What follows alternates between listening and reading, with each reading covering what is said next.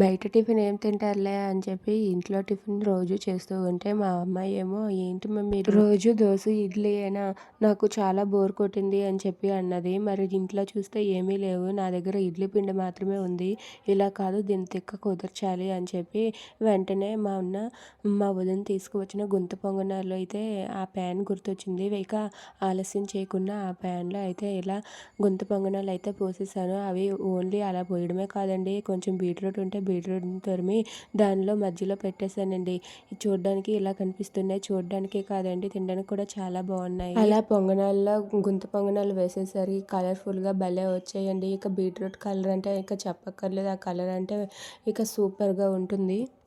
అలా రెండు వైపులా తిప్పుకొని బాగా వాటిని వేగించిన తర్వాత మళ్ళీ తీసి కొంచెం క్యారెట్ ఉంటే క్యారెట్ తురుముని కూడా వేశాను. అలా క్యారెట్ బీట్రూట్ ఆ రెండింటితో కలిపి ఇలా గొంత పొంగనాలు అయితే ఇడ్లీ పిండితోనే వేశాను. చూడ్డానికి కూడా కలర్ఫుల్గా రెండు ఉన్నాయి కాబట్టి పిల్లలు కూడా చాలా ఇష్టంగా తిన్నారు. అప్పుడప్పుడు మీ ఇంట్లో కూడా ఇడ్లీ పిండి ఉంటే ఇలా ట్రై చేయండి. ఇడ్లీ పిండే కాదండి, దోస పిండితోనైనా చాలా బాగా వస్తాయి.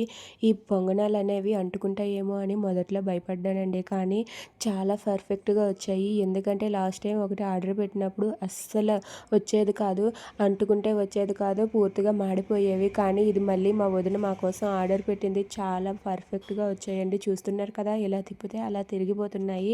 ఇది ఇవాల్టి బ్రేక్ఫాస్ట్. ఇలా మీరు ఎప్పుడైనా ట్రై చేశారా? ట్రై చేయకపోతే ఇంకెందుకు ఆలస్యం, వెంటనే మీ ఇంట్లో ఇడ్లీ పిండి కానీ దోశ పిండి కానీ ఉంటే ట్రై చేసేయండి. వీడియో నచ్చినట్లయితే లైక్ చేయండి, వెళ్ళే ముందు కొంచెం సబ్స్క్రైబ్ చేసుకోండి మరి.